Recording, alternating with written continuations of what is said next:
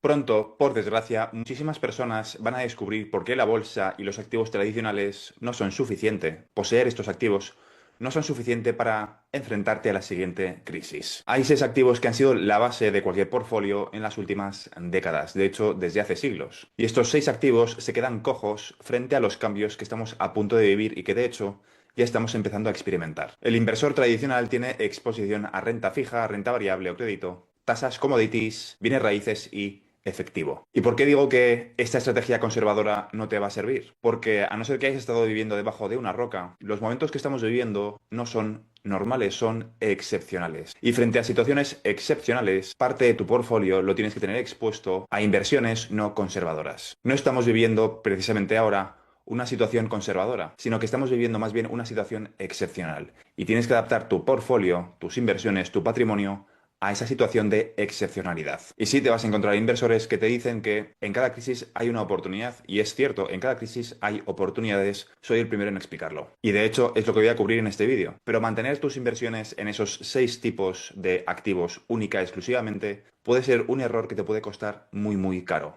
Y es lo que quiero cubrir contigo en el siguiente vídeo. Así que la pregunta es, ¿cómo te proteges frente a esta situación tan excepcional que estamos viviendo y que se va a agravar en los próximos días, semanas y meses? O dicho de otra forma, más que cómo protegerte, vamos a contestar primero a la pregunta de qué te estás protegiendo. ¿Cuáles son las amenazas de tu patrimonio? Y una vez detectadas las amenazas, podemos intentar presentar soluciones, tanto las soluciones tradicionales frente a este tipo de escenarios y soluciones que quizá no sean tan tradicionales. Soluciones no tradicionales frente a esta situación excepcional. Así que la primera amenaza, que ya he cubierto varias veces en este canal, es, en primer lugar, la amenaza de Irán, el cierre del estrecho de Hormuz y cómo la crisis energética va a limar el poder adquisitivo de todos los ciudadanos, sobre todo en los países desarrollados. Antes de seguir, quiero enseñarte el siguiente vídeo para poner un poco de contexto a lo que voy a explicar a continuación. Of means who are going to travel, and then there's going to be people maybe of lesser means who might actually be able to use an Oculus or a Magic Leap or some other kind of device to travel to the same place, but from their own couch. Ya lo has oído. La idea es que en un futuro tengamos dos clases sociales, una clase social que pueda viajar, que pueda seguir haciendo las actividades que ahora mismo puede realizar la clase media de forma normal, donde unos viajan y el resto de la población simplemente se queda en sus casas disfrutando de lo mismo que hacía antes, pero de forma virtual. ¿Por qué viajar al Louvre cuando en realidad es costoso, es engorroso, tienes que montarte en un avión, estás incómodo durante el trayecto, tienes que hacer colas, estar apretujado en los asientos, pasar calor cuando en realidad puedes hacer exactamente lo mismo, disfrutar de eso de forma virtual desde la comodidad del sofá de tu casa? Y por un precio que es una fracción de lo que cuesta ir físicamente. De hecho, hay quien dice que el cerebro no sabe distinguir entre lo que es real y lo que es ficción. Y en parte es cierto. Probablemente las siguientes generaciones vean viajar como algo incómodo y anticuado. Será visto como algo poco eficiente por las nuevas generaciones. Y después de haber visto este clip del Foro Económico Mundial, que de hecho puedes ver a muchísimos analistas, muchísimos asesores y muchísimos divulgadores explicando exactamente lo mismo, que vamos hacia una sociedad donde solamente va a haber dos clases sociales, una clase social, una superélite que tendrá absolutamente todo, donde no habrá una clase media y donde habrá personas dependientes del Estado. Con esa idea en la cabeza, quiero que mires la siguiente gráfica. Esta es la primera de muchísimas consecuencias que vamos a ver en los próximos días, empezando a partir de hoy y mañana en Europa, sobre todo de las consecuencias del cierre del estrecho de Hormuz. La subida del precio del queroseno, el impacto de esa escasez de queroseno, tiene como consecuencia que lógicamente los vuelos internacionales son muchísimo más caros. Y de ahí la diferencia de precio entre los vuelos en el mes de febrero, que están en naranja, y los vuelos en el mes de marzo, que están en negro. En el mejor de los casos ha hecho un por 3. Y en algunos casos un por 6 o un por 7. En tan solo 30 días, el coste de viajar de una parte del mundo a otro, de un extremo a otro, se ha multiplicado por 6 en cuestión de 30 días. Por 4, por 5 o por 6, dependiendo del país y dependiendo del trayecto. Así que quizá estamos viendo y detectando un patrón. Quizá lo que estamos viendo no es casual y es algo que se va a permitir que sea permanente. La gran pregunta, o lo que muchos esperan, es que esto no sea permanente y que sea algo temporal. Que llegado el momento, volveremos a la normalidad, donde podrás viajar de nuevo por el mundo a un módico precio de 500, 400 o 600 euros, dólares el billete. De, por ejemplo, de Frankfurt a Bangkok. Y la forma de saber si esto va a ser permanente o si va a ser temporal es si Hormuz no se reabre. Y aunque se reabra Hormuz, si el caso es que los países del Golfo han sido destruidos por Irán. De nada sirve reabrir Hormuz si en el proceso se han cargado toda la infraestructura petrolífera, todas las refinerías, todos los oleoductos de Kuwait, Bahrein, Arabia Saudí y del resto de los países del Golfo. El objetivo no es quizá reabrir Hormuz, sino el objetivo quizá sea reabrir Hormuz con un 8, 10, 15 o 20% menos de producción mundial de petróleo. Y mantener a la población en un estado constante de escasez. Una economía de guerra constante. Una economía de guerra donde, lógicamente, lo prioritario no es que tú viajes a la otra parte del mundo, sino otras cosas como, por ejemplo, que puedas encender la calefacción en invierno. La pregunta es, ¿crees que va a ser temporal o crees que va a ser permanente? Estamos a muy poco de averiguar si va a ser temporal o permanente, pero algo me dice que, por desgracia, va a ser permanente. Y por eso quiero explicarte cuáles son las medidas para poder hacer frente a la degradación económica, a la pérdida de poder adquisitivo que va a sufrir la población en las próximas semanas y meses. Porque ante situaciones excepcionales hay que tomar medidas excepcionales. Las medidas de seguridad aeroportuarias después del 11S también fueron temporales y desde entonces se han mantenido. Esas medidas de seguridad por motivos antiterroristas no se han eliminado, siguen ahí. Solo que simplemente nos hemos aclimatado, nos hemos acostumbrado a esas medidas que antes del 11S eran anormales. Así que si algo demuestra el ser humano es que es capaz de adaptarse a situaciones nuevas por mucho que le molesten. Nos molesta que nos vigilen de una forma tan cercana en los aeropuertos, pero aún así, después de 20 años, nadie se ha quejado. Y la población se ha adaptado a esa nueva realidad. Mira la gráfica y pregúntate si es temporal o permanente. Las ciudades de 15 minutos, de las cuales llevo 4 años hablando en mis redes sociales, no van a ser ciudades valladas, no van a ser ciudades con muros y no van a ser ciudades con cámaras que te vigilen. Simplemente van a hacer una cosa que es aumentar el coste de vida. Las ciudades de 15 minutos parecen ahora muchísimo más realistas y muchísimo más fáciles de implementar que hace 30 días. Y eso que en Europa todavía no hemos vivido el racionamiento energético. Algunas zonas de forma aislada están empezando a vivirlo en Irlanda, en la isla de Man, en Francia. La Unión Europea está avisando de que esto va a ocurrir y aunque reabran Hormuz mañana, el daño en las refinerías ya está hecho. El daño en los oleoductos ya está hecho. Y mínimo restablecer toda esa cadena de suministros a la etapa previa al cierre de Hormuz va a llevar mínimo 2 meses más. Con lo cual, a día de hoy podemos afirmar que han desaparecido y que van a desaparecer de la economía casi 800 millones de barriles de petróleo en 2026. Contando las casi 6 semanas que lleva cerrado el estrecho de Hormuz y sumando también que supuestamente en el mejor de los casos en 2 meses volvemos a la normalidad. Suponiendo que mañana, repito, se abriese Hormuz. Ese daño económico y esos casi 800 millones de barriles que ya han desaparecido no son reversibles, no existen y no existirán jamás en el año 2026. Eso va a tener consecuencias en la economía muy graves y la energía, la gasolina, es el menor de tus problemas. Los fertilizantes es algo muchísimo más grave. El problema que está causando, que va a causar en los fertilizantes es muchísimo más grave de lo que nos podemos imaginar. Así que resumiendo, la amenaza es el aumento del coste de vida. Y tienen la excusa perfecta porque esta vez no va a ser culpa de los bancos centrales, va a ser culpa de un par de terroristas locos que han decidido hacerse con el control de Hormuz. Y la consecuencia de esto es que muchísimas personas que hasta ahora se consideraban clase media van a dejar de serlo en muy poco tiempo. Literalmente no podrás viajar. Y esto no va a ser como el COVID, que tenías a tus vecinos denunciándote si no cumplías las normas. Esto va a ser muy diferente, porque no va a hacer falta que nadie te denuncie. Simplemente no podrás mantener ese ritmo de vida que tenías antes. No habrá un vecino denunciándote, simplemente no podrás permitírtelo. Y es que nada es casualidad,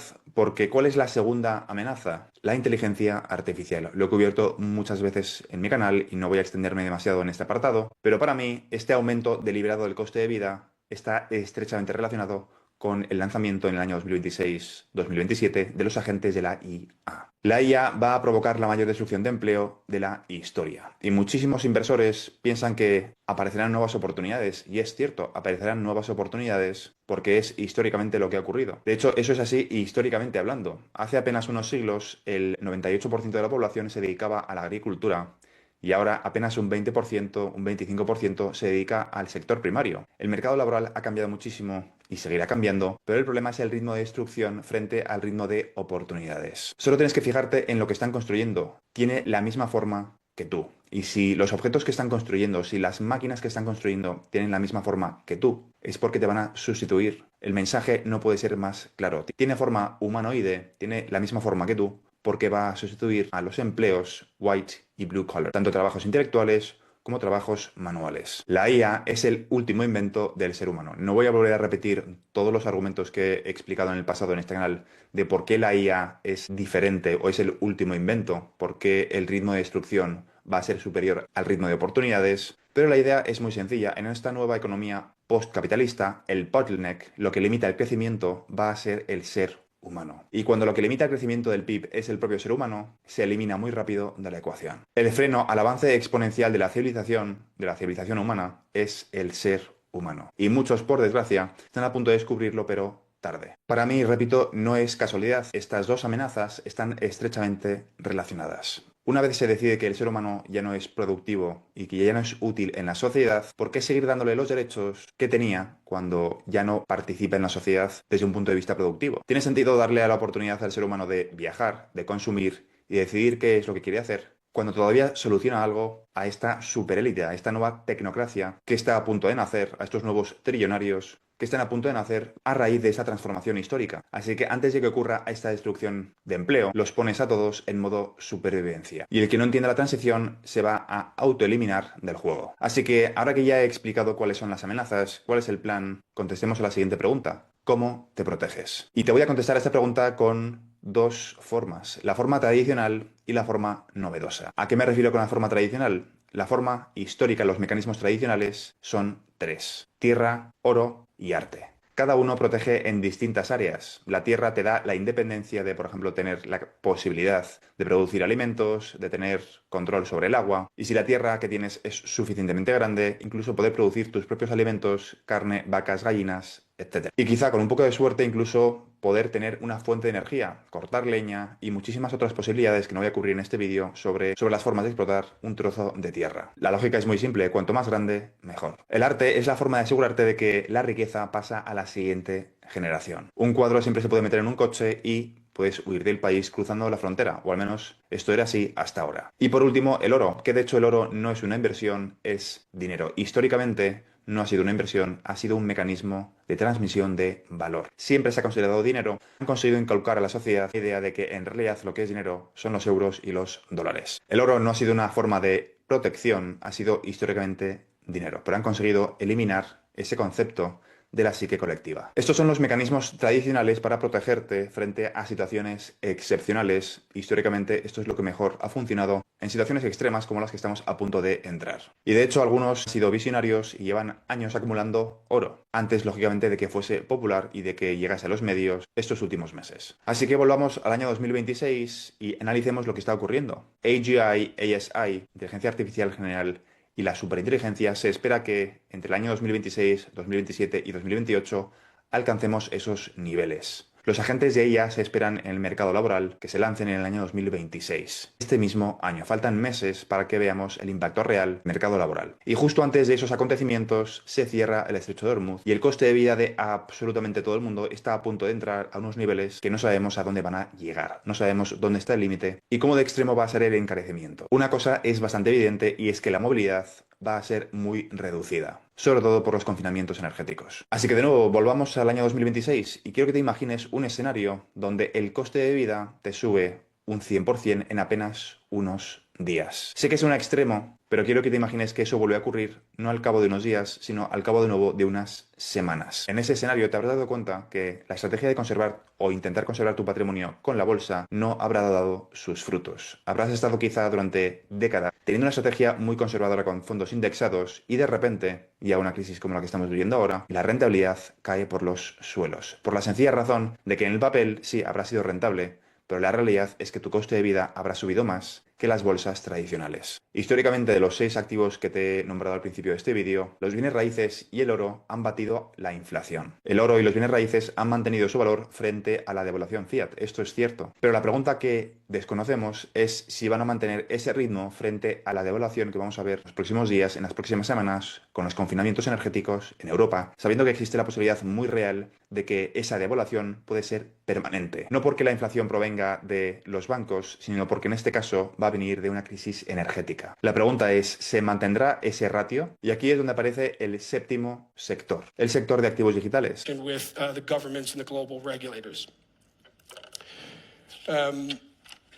And so at Hidden Road, we've been pretty consistent with this from the start that we think crypto is the 7th liquid investable asset class. It's encouraging. There's lots of folks now referring to it in the same way. Investors, retail and institutional, all have their money invested in 6 asset classes. equities, credit, rates, commodities, real estate, and cash. And crypto is definitely the seventh. And if that is happening, then its trading and investment mechanics will migrate towards best practices trailblazed by the other asset classes. And so this will include best practices in financial transparency, clearing buckets. Y repito, con esto no pretendo atacar el resto de activos. Cada uno cumple un rol. La tierra te puede dar autonomía, te puede dar alimentos, te puede dar agua, pero de todas formas, para proteger tu patrimonio o incluso aumentarlo, es simplemente un parche. Todo se va a encarecer. Y en ese contexto, no todas las inversiones van a mantener el ritmo del encarecimiento. Tienes que tener en cuenta la gráfica que he mantenido a propósito durante todo este vídeo en mente, porque puede que no sea temporal y puede que sea permanente. Si el objetivo es desmantelar todas las refinerías del Golfo Pérsico para provocar una escasez energética artificial, con el objetivo de mantener a la población en un estado de guerra permanente, en una economía de guerra permanente, tienes que prepararte acorde. Y en ese contexto de nuevas oportunidades, lógicamente, va a haber nuevos trillonarios. Sí, sé que suena muy extremo, pero si entiendes lo que va a provocar la IA junto con los activos digitales, también hay que redefinir el concepto de qué es ser rico y qué es ser clase media. En vídeos anteriores ya cubrí que en el contexto actual el concepto de millonario histórico, la definición histórica de millonario, es alguien que tiene a día de hoy entre 100 y 300 millones de dólares. 300 millones de dólares o de euros. Más bien tirando a la franja de 300 millones de dólares, como cubrí en otro vídeo que no voy a volver a repetir si quieres echarle un vistazo en el canal. Y no me refiero a el concepto de libertad financiera. No estoy diciendo que para alcanzar la libertad financiera te hagan falta 100 o 300 millones de euros o de dólares. No, no estoy diciendo eso. Estoy hablando del concepto histórico de millonario. Así que en esta nueva sociedad donde no existe la clase media y solamente hay una clase que depende del Estado, que no tendrá nada pero que será feliz, y una clase social que serán los nuevos trillonarios, ¿cuál es el concepto de clase media y cuál es el concepto de millonario? ¿Cuál es la definición de millonario histórico? Si a día de hoy está entre 100 y 300 millones, en un contexto donde veremos los primeros emprendedores o solopreneurs que facturan con equipos 100% digitales, basados en agentes de IA, miles de millones, con 0 empleados humanos y empleados 100% digitales, ¿qué valor tiene el dinero? En una economía donde los precios de los productos vendrán determinados por tu poder adquisitivo de forma algorítmica, porque tu identidad irá vinculada a tu tarjeta de crédito y las empresas tendrán acceso a esa información, tu identidad estará vinculada a tu patrimonio en un chip. En ese contexto, la libertad de movimiento tendrá más valor que el propio dinero. Y en ese contexto, lo único que te puede proteger a día de hoy de ese crecimiento exponencial que vamos a sufrir en las próximas semanas, crecimiento exponencial del coste de vida, quiero decir, es un crecimiento también exponencial de ciertos sectores. El único sector que a día de hoy es exponencial en cuanto a la rentabilidad es el sector de activos digitales. Y Bitcoin, por mucho que lo critique, es el mejor reflejo de ello. Hemos visto cómo ha pasado de valer un dígito a valer 6 dígitos. Lo mismo hemos visto con Ethereum y va a haber otros activos digitales que hagan el mismo recorrido. Y eso, que simplemente hemos visto una etapa especulativa. Imagínate lo que ocurrirá cuando entremos en el mercado de utilidad, cuando los bancos centrales lo adopten para sus liquidaciones, cuando lo adopten los bancos comerciales, y más ahora cuando, gracias al cierre del Estrecho de Hormuz y al conflicto entre Irán y Estados Unidos e Israel, se abre la ventana de oportunidad para que un nuevo Bretton Woods 2.0, basado en activos digitales, sea la base de la nueva economía durante las próximas décadas. En un contexto donde el coste de vida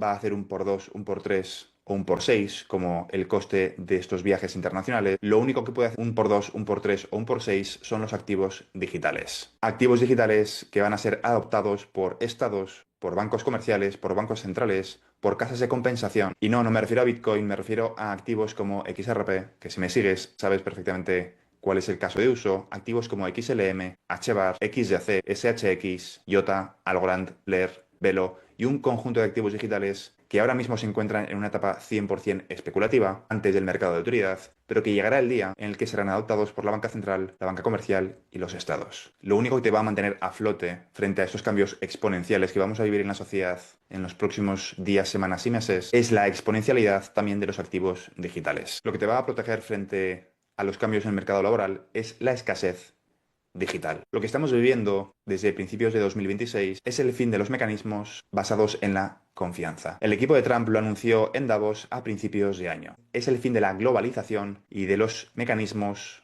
que regían el mundo hasta ahora, es decir, los mecanismos basados en la confianza. Y Trump y la administración de Trump no se está cargando el petrodólar porque les apetezca, sino que simplemente están provocando ellos mismos esta crisis para acelerar el proceso a un nuevo modelo económico. Y los 6 activos tradicionales que hasta ahora te protegían frente a los cambios excepcionales y exponenciales que estamos viviendo no te van a proteger. No tener exposición al sector de activos digitales, sinceramente, a día de hoy, no es que sea una estrategia conservadora, es que es mala praxis. Va en contra de tu supervivencia como ser humano no tener exposición al sector de activos digitales. Repito, no tener exposición al sector de activos digitales a día de hoy con lo que está ocurriendo y entendiendo el contexto de transición que nos ha tocado vivir, no es una estrategia conservadora inteligente. No tener exposición es sencillamente mala praxis. Y me da igual que no sea XRP, si prefieres Bitcoin y Ethereum, adelante, pero ten al menos algo de exposición a los activos digitales, al top 10. Si no eres fan de XRP, me es irrelevante, pero frente a los cambios exponenciales, frente al aumento del coste de la vida que vamos a vivir, que también va a ser exponencial en los próximos meses, la única forma de protegerte frente a esa devaluación, frente a ese incremento, es tener exposición a activos que tienen la posibilidad de revalorizarse de la misma forma. En un mes hemos visto que el coste de vida puede hacer un por 4, un por 5 o un por 6. La bolsa no va a hacer un por 4, un por 5 o un por 6. Y la revalorización explosiva que estamos viendo tanto del oro como de la plata es un indicador de que estamos ante un cambio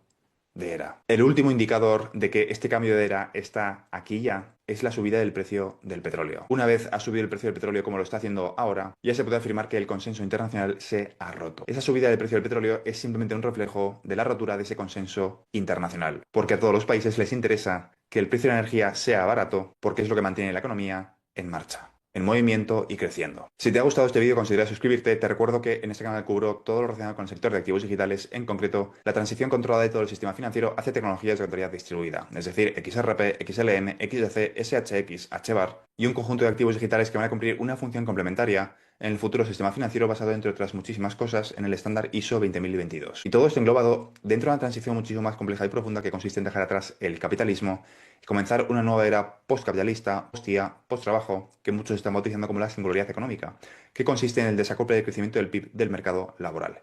Y todo eso explicado desde el punto de vista de las oportunidades que nos vamos a encontrar en el proceso para los inversores retail como tú y como yo en el sector de activos digitales. Eso es todo por ahora, nos vemos en el siguiente vídeo. Un saludo.